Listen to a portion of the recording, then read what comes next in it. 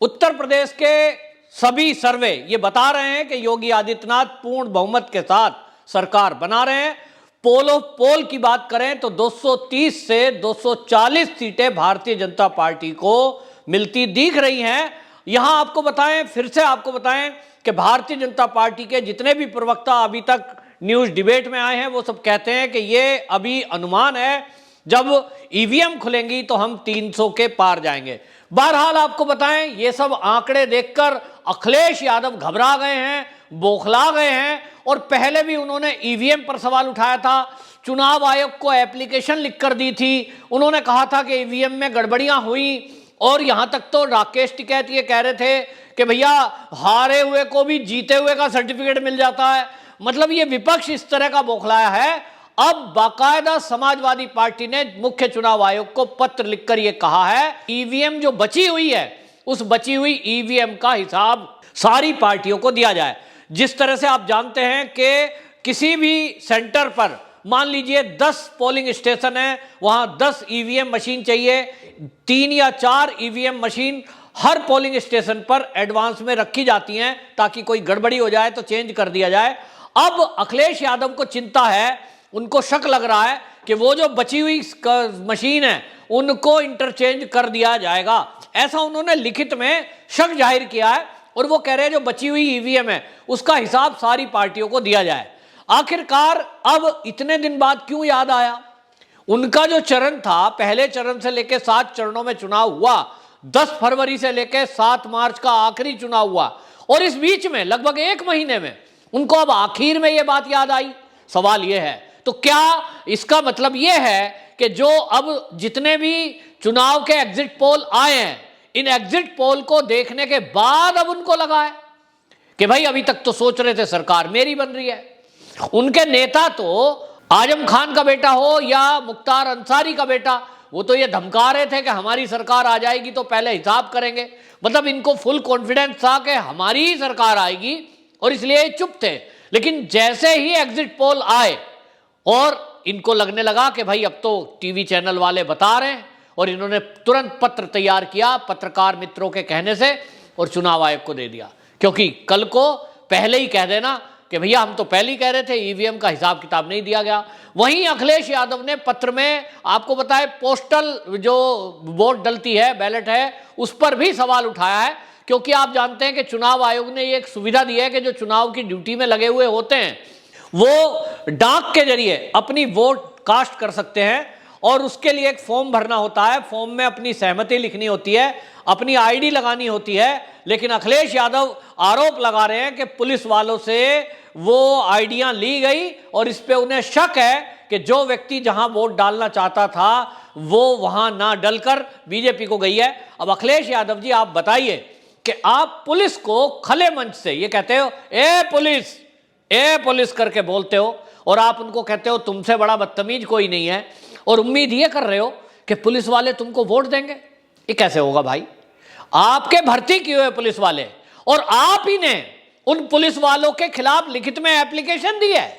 कहां बौखला रहे हो भाई?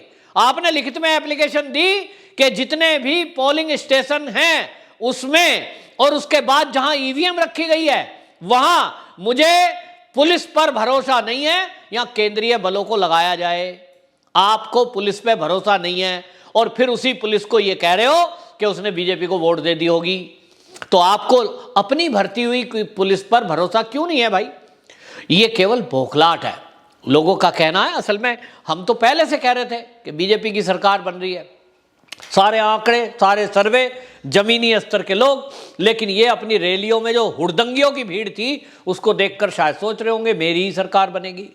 तो आपको बता दूं कि इनकी जो रैलियां थी वहां खबरें तो ये आई है कि बड़े जो दूर दूर शहरों के लोग हैं उनको भी पैसे देकर के, किराया देकर के बुलाया गया, और बड़ी संख्या में उनको रैलियों में शामिल किया जाता था। तो भीड़ देख करके कोई चुनाव का अंदाजा नहीं लगाया जा सकता। जमीनी स्तर पर क्या चल रहा था? जमीनी स्तर पर एक ही मुद्दा चल रहा था उत्तर प्रदेश में, law and order. Law and order Yogi Baba ji की सरकार में रहा है, ना कि अखिलेश की में। और अखिलेश जी इसी मुद्दे को ठीक से समझ नहीं पाए, और इसीलिए उन्होंने जो प्रत्याशी मैदान में उतारे समाजवादी की लिस्ट से, वो ऐसे थे जिनके ऊपर अपराध की एफआईआर दर्ज थी। ये इस बात को समझ लेते तो पहले फेस में वो कैराना या मुजफ्फरनगर के दोषी या कोसी कला के दोषियों को उस तरह का टिकट ना देते जैसे उन्होंने दिया तो दिया, और उसका असर हुआ, और असर सामने है। क्योंकि समाजवादी पार्टी को तो लोग अब गुंडा पार्टी कहने लगे हैं, और जिस तरह से योगी जी ने कार्रवाई की उस कार्रवाई का लोगों ने समर्थन किया। योगी जी का नाम योगी आदित्यनाथ है, लेकिन ममता बनर्जी ने खुले मंच से योगी आदित्यनाथ जी को भोगी कहा। इससे जनता में आक्रोश हुआ। आपके नेताओं के अंदर यह समझ नहीं है कि आप चुनाव में क्या बोलें। डिंपल यादव आती है, वो जंग लगा कपड़ा बताती है, तो इसका क्या असर पड़ेगा भाई।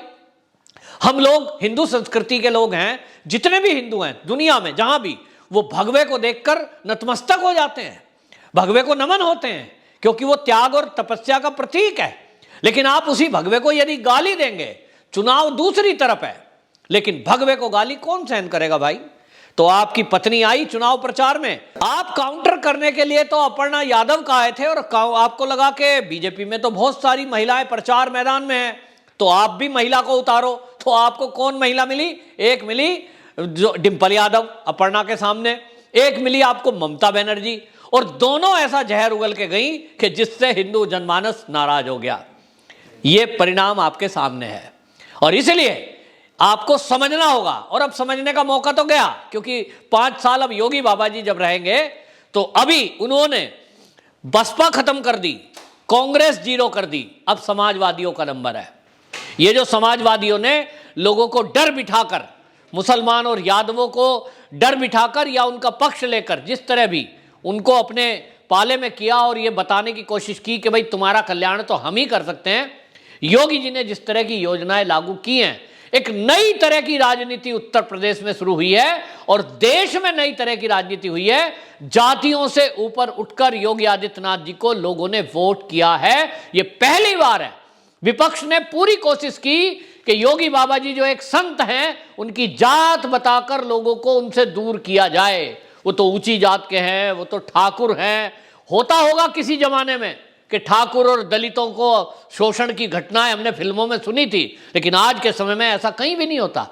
और एक ठाकुर भी अगर है, हालांकि उनकी जात नहीं है, तो वो ऐसा ठाकुर आया सत्ता में जिसने सबका साथ, सबका विकास और सबका विश्वास जीतने के लिए जी जान लगा दिया। तो आपकी पॉलिसी फेल हो गई, और इसलिए जनता ने पहली बार यह हुआ है कि बसपा का कोर वोटर वो बसपा छोड़कर भाजपा में आया है।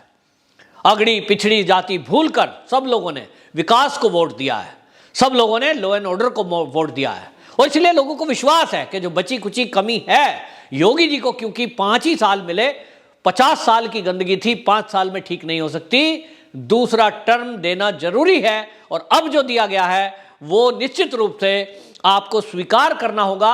आप ईवीएम का बहाना बनाना छोड़िए, और जिस तरह से मुख्य चुनाव आयोग को आपने कहा है और आप जो है आरोप लगा रहे हैं, आप कहते हैं साहब ईवीएम का हिसाब नहीं है, आप कहते हो साहब पोस्टल बैलेट में गड़बड़ हो रही है, आप कह रहे हो साहब जो है यहां तो पुलिस गड़बड़ी कर देगी। भैया आप केंद्रीय सुरक्षा बलों को लगा लो, कल को भानना चाहिए तो आप उनको भी कह सकते हो, वो तो मोदी जी की पुलिस है। तो आप भरोसा ना करें, क्योंकि ममता बनर्जी का साथ आपने लिया है ना, तो ममता बनर्जी क्या बोलती हैं, वो केंद्रीय सुरक्षा बलों के लिए ऐसे ही बोलती है कि मोदी जी उनका दुरुपयोग कर रहे हैं। सब लोग विपक्ष के पास एक ही काम है। तो भाई इसको स्वीकार करिए कि अब आपकी सरकार नहीं है, और जो आपने उल्टे सीधे बयान दिए थे और आपके नेताओं ने, अब मेरे ख्याल में वो सब या तो उत्तर प्रदेश छोड़ के भाग जाएंगे या तो देश छोड़ के भागने का जुगाड़ कर रहे होंगे। जैसा कि सुनने में आया था कि समाजवादी के लोग टिकट बुक कराकर विदेश भागने की कयाद में थे, और योगी आदित्यनाथ जी को ये खबर मिली तो उन्होंने कहा कि मैंने पुलिस लगा दी है कि जिन्होंने उल्टे सीधे काम करे हैं उत्तर प्रदेश की सीमा से वो बाहर ना जाने पाए। ये चुनौती थी उन गुंडे माफियाओं को जो उत्तर प्रदेश में रहकर ये सोच रहे थे कि यदि समाजवादी की सरकार आई तो हमको क्या करना है, किसको लूटना है, किसको मारना है। ये अब उत्तर प्रदेश में नहीं चलेगा। ये नए तरह का उत्तर प्रदेश है जिसने मैंडेट देकर ये जता दिया है कि हमको विकास चाहिए, हमको लॉ एंड ऑर्डर चाहिए, हमको ईमानदार सरकार चाहिए, और सबका साथ, सबका विकास करने वाली सरकार चाहिए। वंदे मातरम।